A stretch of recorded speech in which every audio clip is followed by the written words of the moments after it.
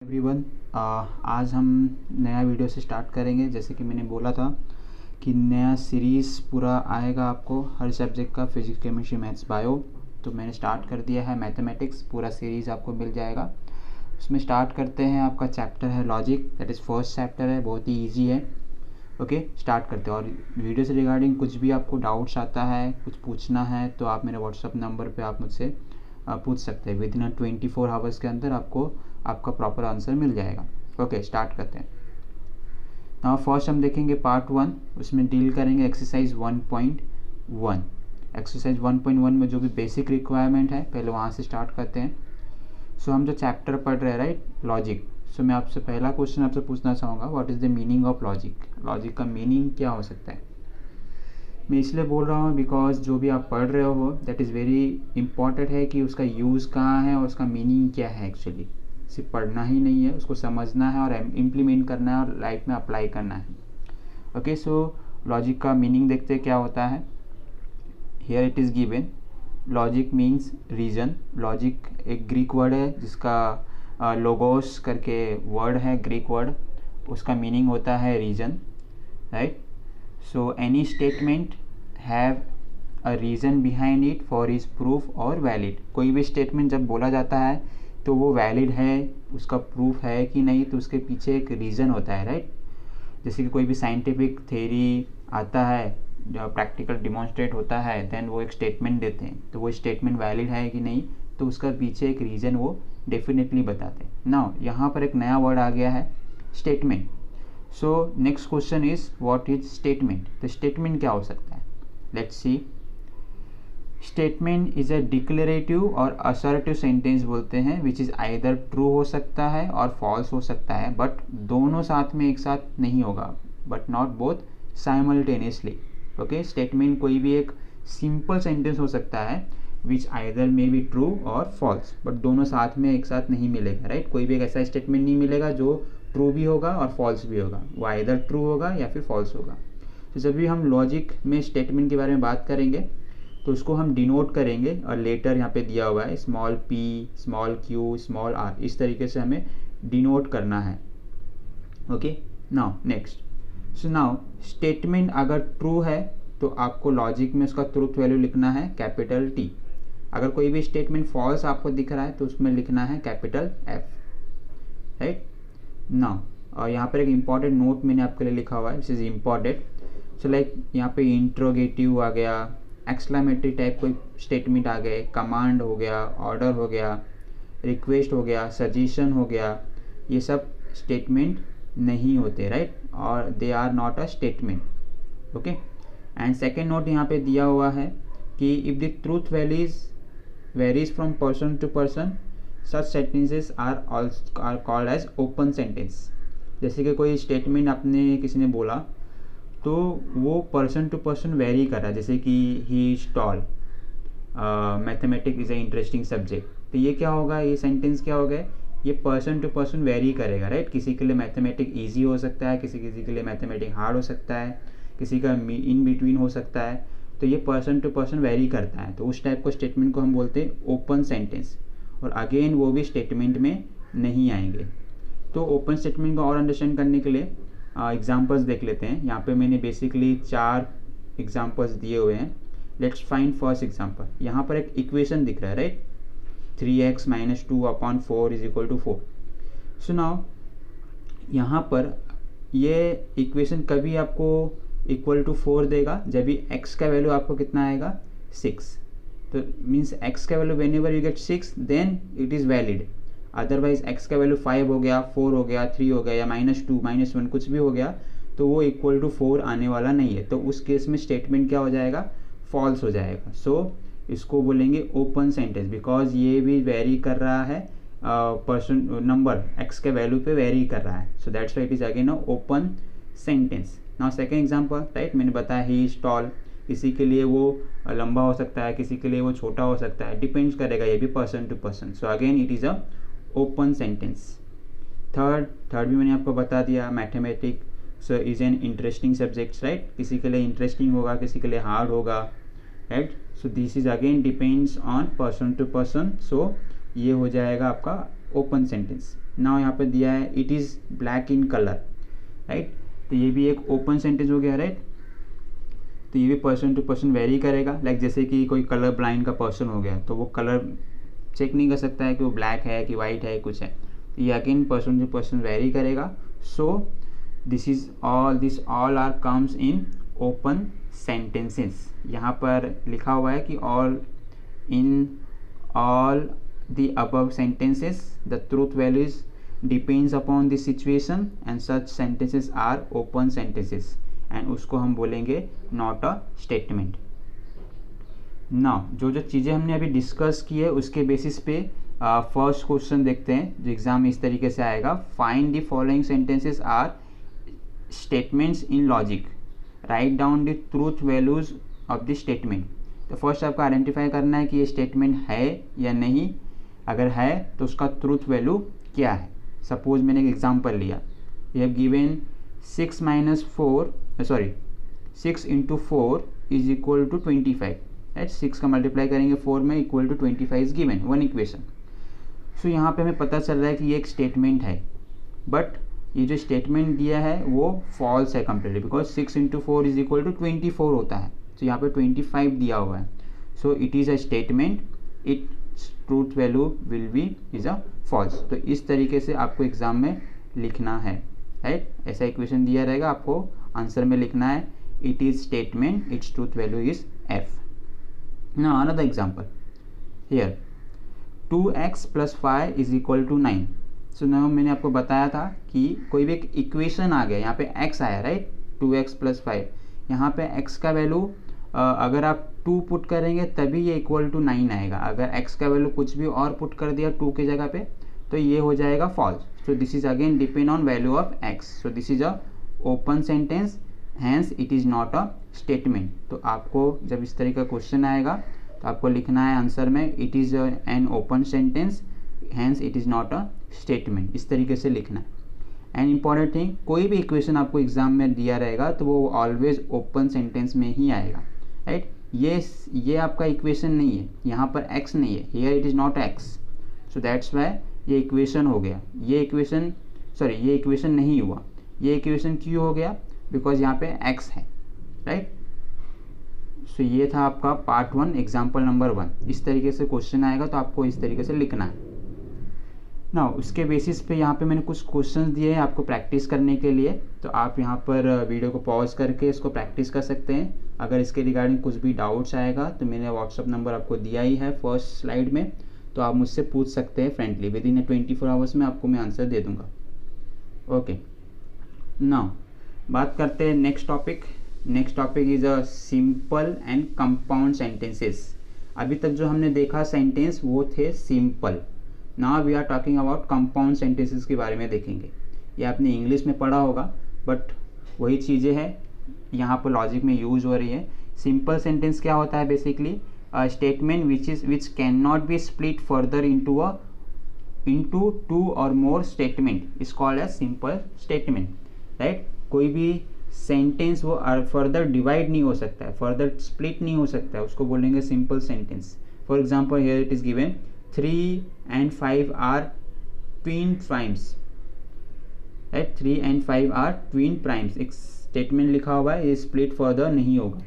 Now अगर हम देखें कंपाउंड स्टेटमेंट या कंपाउंड सेंटेंस, इसमें क्या होता है, statement is a combination of 2 or more simple statement। If you combine 2 और 2 से ज़्यादा स्टेटमेंट को हम सिंपल सेंटेंस को कंबाइन कर देंगे तो वो बन जाएगा कंपाउंड सेंटेंस। जैसे कि here it is given 3 is a prime and 4 is an even number।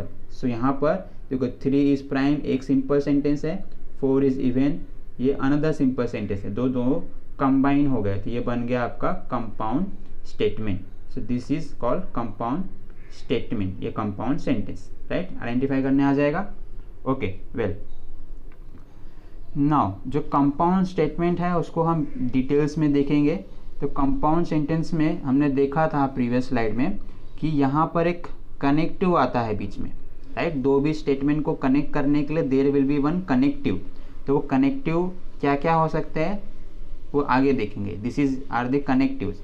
जैसे कि फर्स्ट वन हमें देखना है यहाँ पर conjunction, another will be disjunction, third is conditional, double conditional, and जब भी कोई स्टेटमेंट नेगेटिव होगा तो उसको बोलते हैं नेगेशन लॉजिक के टर्म में। ओके, सो ये 5 को और 1 बाय 1 देखेंगे। दीज आर द बेसिक जो हमें एक्सरसाइज सॉल्व करने के लिए लगेगा। So first will be C conjunction. Now conjunction, right, conjunction कैसे पता चलेगा कि गिवन स्टेटमेंट इज कंजक्शन? तो किसी भी स्टेटमेंट में या सेंटेंस में आपको एंड लिखा होगा, राइट, एंड लिखा होगा तो उसको बोलेंगे कि दिस स्टेटमेंट है conjunction. Okay okay fine. So here it is given, आपको समझ में आ जाएगा, if two statement are combined by using connective and then it is called as your conjunction। For example जैसे कि यहाँ पर P एंड Q दो स्टेटमेंट है, राइट, और दोनों के बीच में कनेक्टिव क्या है? एंड। तो लॉजिक में इसको डिनोट करते हैं P एंड Q, ये है आपका notation for and. Okay, and इसको रीड कैसे करेंगे? This is read as a P and Q, इस तरीके से रीड करना है। So this is called conjunction.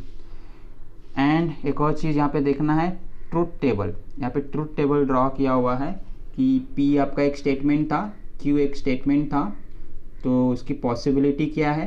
P के केस में दोनों ट्रू हो सकते हैं एंड Q और दो फॉल्स हो सकते हैं। एंड Q के केस में आपको कैसे लिखना है? ट्रू फॉल्स अल्टरनेट आपको लिखना है, राइट। एक और बार देखते हैं, किसी भी चीज़ का ट्रूथ टेबल ड्रॉ करना होगा तो फर्स्ट आपको कॉलम ड्रॉ करना है P का, देन Q का, देन जो हमें फाइंड आउट करना है, जैसे यहाँ पे फाइंड आउट करना है P एंड Q। सो जो P का कॉलम रहेगा उसमें दो ट्रू लिखना है एंड दो फॉल्स लिखना है, यही सीक्वेंस फॉलो करना है आपको। Q के टर्म में आपको ट्रू लिखना है, फॉल्स लिखना है, ट्रू लिखना है, फॉल्स लिखना है। सो अल्टरनेट ट्रू एंड फॉल्स आपको लिखते जाना है। नाउ एंड में क्या होता है? इसका ट्रूथ टेबल में क्या होता है एंड के केस में? ये जब भी दोनों P एंड Q दोनों जब भी ट्रू होगा तो ही आपको रिजल्ट ट्रू आएगा, एंड दोनों में से कोई भी एक फॉल्स हो गया तो रिजल्ट आएगा फॉल्स। जैसे कि यहाँ पर देखो, यहाँ पर ये ट्रू है, ये फॉल्स है, तो रिजल्ट क्या आया आपको? फॉल्स। जैसे यहाँ पर ये फॉल्स है, ये ट्रू है, तो रिजल्ट क्या आया है? फॉल्स। यहाँ पर दोनों ही फॉल्स है तो रिजल्ट आपको क्या आएगा? फॉल्स। दैट मीन जब दोनों ट्रू रहेंगे तब ही आपको रिजल्ट ट्रू आएगा। ओके, और दोनों में से कोई भी एक फॉल्स हो गया तो आपको सीधा लिख देना है फॉल्स। सो ये था कंजक्शन एंड। नाउ सेकेंड जो है दैट इज कॉल्ड डिसजंक्शन, उसको डिनोट करते हो और से, राइट। कोई भी statement, if two statement are combined by using a logical connective or, दो स्टेटमेंट कंबाइन है, सिंपल सेंटेंस को कंबाइन किया है बाय यूजिंग और कनेक्टिव से, तो उसको हम बोलेंगे डिसजंक्शन। तो सपोज P एंड Q दो स्टेटमेंट है तो उसको लिखा जाएगा P और Q, और उसका नोटेशन आपको दिख रहा होगा स्क्रीन पे, right. This is the notation और V के जैसा। तो उसको रीड कैसे करेंगे? P और Q। Okay, now again here it is given truth table देखते हैं। अगेन सेम आपको 3 कॉलम ड्रॉ करना है, P, Q and third is P और Q। नाउ इस केस में भी सेम, P के केस में आपको लिखना है 2 ट्रू 2 फॉल्स, Q के केस में भी आपको अल्टरनेट ट्रू फॉल्स लिखना है, राइट। एंड देन P और Q के कॉलम में क्या करना है? आपको देखना है दोनों में से कोई भी एक ट्रू हुआ तो आपको लिखना है ट्रू, ठीक है। जैसे कि यहाँ पर P भी ट्रू है, Q भी ट्रू है, तो रिजल्ट मैंने लिख दिया ट्रू। सेकेंड केस में यहाँ पे P ट्रू है बट Q फॉल्स है तो भी आपको लिखना है ट्रू। एंड थर्ड केस में P फॉल्स है एंड Q ट्रू है तो भी आपको लिखना है ट्रू। यहाँ पर दोनों ही फॉल्स है, दैट्स वाई रिजल्ट आपको फॉल्स आएगा। तो ये कम्प्लीटली अपोजिट है एंड का, राइट। एंड के केस में हम देखते हैं एक भी फॉल्स तो फॉल्स, ओके, एंड ट्रू के और के केस में क्या करते हैं? एक भी ट्रू तो ट्रू। तो this is all about your conjunction and disjunction. Now third one is called conditional. Conditional में हमें क्या देखना है? ये कैसे पता चलेगा कंडीशनल है कि नहीं? If two statement are combined by using connective if then. किसी भी स्टेटमेंट में अगर आपको इफ़ देन आ गया तो आपको आइडेंटिफाई कर देना, समझ जाना है कि ये जो स्टेटमेंट है आपका कंडीशनल है। तो जैसे कि for example P and Q दो स्टेटमेंट है, तो उसको डिनोट कैसे करेंगे? ये उसका नोटेशन है पी क्यू। इसको रीड करते हैं P implies Q. Okay, now truth table के बारे में बात करते हैं। ट्रूथ टेबल में अगेन 3 कॉलम ड्रॉ करना है, P Q and P implies Q. Okay, now P के केस में 2 ट्रू 2 फॉल्स ड्रॉ कर लिया, क्यू के केस में अल्टरनेट ट्रू फॉल्स ड्रॉ किया, राइट। नाउ थर्ड कॉलम में क्या करना है? थर्ड कॉलम में आपको सबसे पहले इस टाइप के क्वेश्चन को सॉल्व करने के लिए आपको करना ये है कि सबसे पहले सॉल्व करना है column number row number 1 and row number 4। क्यों? बिकॉज इसमें जहाँ पर सेम वैल्यू है उसको पहले सॉल्व करना है। यहाँ पर देखो दोनों P एंड Q दोनों ट्रू है तो आपको लिखना है ट्रू। यहाँ पर देखो दोनों फॉल्स है तो भी आपको लिखना है ट्रू। मतलब इम्प्लाइज के केस में क्या होता है? सिंगल इम्प्लाइज के केस में सबसे पहले दो जो सेम है वहाँ पर डायरेक्टली लिखना है ट्रू। दो सेम है तो डायरेक्टली लिखना है ट्रू, चाहे वो फॉल्स हो चाहे वो ट्रू हो, लेकिन दोनों सेम होने चाहिए तो रिजल्ट आपका आएगा true. And rest of thing में आपको लिखना है फॉल्स। रेस्ट ऑफ थिंग में आपको क्या करना है? रेस्ट ऑफ थिंग में आपको देखना है कि ये जो एरो है, दिस एरो किसकी तरफ पॉइंटेड है। यहाँ पर जो एरो है पॉइंटेड है क्यू की तरफ। सो जो क्यू का वैल्यू रहेगा वो आपको रेस्ट ऑफ में लिखना है। यहाँ पे क्यू का वैल्यू है एफ तो एफ आएगा, यहाँ पे क्यू का वैल्यू ट्रू है तो यहाँ पे ट्रू आएगा। तो इस तरीके से रेस्ट ऑफ में करना है। ओके, एक और बार देख लेते हैं। आपको ड्रॉ करना है पहले 3 कॉलम पी क्यू, थर्ड में पी इम्प्लाइज क्यू। नाउ सबसे पहले आपको सेम वाला सर्च करना है। सेम वाला है रो 1 में, रो 4 में, तो यहाँ पर मैंने लिख दिया इसका ट्रू, इसका भी लिख दिया ट्रू। नाउ अभी रिमेनिंग में क्या करना है? इसमें उसके लिए देखना है जो एरो है वो किसकी तरफ पॉइंटेड है। So here arrow is pointed to Q की तरफ। सो जो क्यू का वैल्यू रहेगा वो ही लिख देना है रेस्ट ऑफ में। यहाँ पे क्यू का वैल्यू है यहाँ पर फॉल्स, यहाँ पे फॉल्स लिखा, क्यू का वैल्यू है ट्रू तो यहाँ पर आपको ट्रू लिखा हुआ है। ओके, तो इस तरीके से ट्रूथ टेबल ड्रॉ करना है फॉर कंडीशनल के लिए। Now this is all about your conditional. Now देखते हैं fourth one, biconditional. Biconditional is read as a double implies. यहाँ पर एरो देखो आपको दोनों तरफ दिख रहा है, so that is called double implies. So again इसको रीड करेंगे P double implies Q. Okay, now truth table क्या करना है? Again 3 column P Q and P double implies Q. So in this case में अगेन आपको first जो step था कि सेम जहाँ पर रहेगा, यहाँ पर फर्स्ट एंड फोर्थ रो में सेम है, ट्रू है तो रिजल्ट भी ट्रू लिखना है। यहाँ पे फॉल्स है मीन्स दोनों सेम है तो ट्रू लिखना है। रेस्ट ऑफ में क्या करना है? रेस्ट ऑफ में आपको लिख देना है सीधा फॉल्स, कुछ नहीं करना है। रेस्ट ऑफ में सीधा लिख देना है फॉल्स, इतना ही करना है। सो यही डिफरेंस है पी सिंगल इम्प्लाइज में एंड डबल इम्प्लाइज में। सिंगल इम्प्लाइज में क्या करना है? जो देखना है एरो किसकी तरफ पॉइंटेड है, उसका जो वैल्यू होगा वो लिखना है। But in case of double implies में यहाँ पे डायरेक्टली आपको फॉल्स लिख देना है। इसमें एरो नहीं देखना है किसकी तरफ है, यहाँ पे डायरेक्टली आपको लिखना है फॉल्स। ठीक है, so this is all about your biconditional. Now last one देखते हैं, that is your negation. Negation means negative sentence, not right. Any statement are negative then it is called at negation of this statement. उसको denote इस तरीके से करते हैं, this is the sign of negation. ना उसका ट्रूथ टेबल क्या है? यहाँ पर एक ही स्टेटमेंट रहेगा, राइट, वो ट्रू होगा। नेगेटिव कैसे करना है? जैसे कि P है और ये इसका नेगेशन है। सो अगर ट्रू रहेगा तो उसका उल्टा हो जाएगा फॉल्स, अगर स्टेटमेंट फॉल्स है तो उसका अपोजिट इज ट्रू। तो इस तरीके से नेगेशन आपको यूज़ करना है। So this is all are basic of your exercise 1.1 जो हमें लगने वाला है। तो इस फर्स्ट वीडियो में आज इतना ही देखेंगे।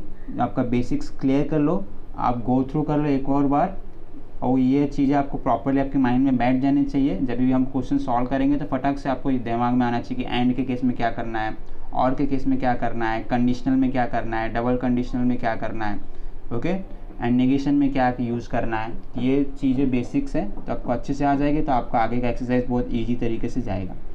So thank you for watching this video. अगर कोई डाउट्स आएगा तो आप मेरे व्हाट्सअप नंबर पर मुझे रिप्लाई कर सकते हैं, क्वेश्चन पूछ सकते हैं, मैं आपको 24 आवर्स के अंदर आपका रिजल्ट आंसर दे दूंगा, आपके लिए सेपरेट वीडियो बनाऊंगा, ठीक है। तो आज की वीडियो में इतना ही, नेक्स्ट वीडियो में मिलेंगे एक्सरसाइज 1.1 को क्वेश्चन सॉल्व करते हुए। Okay, thank you, bye.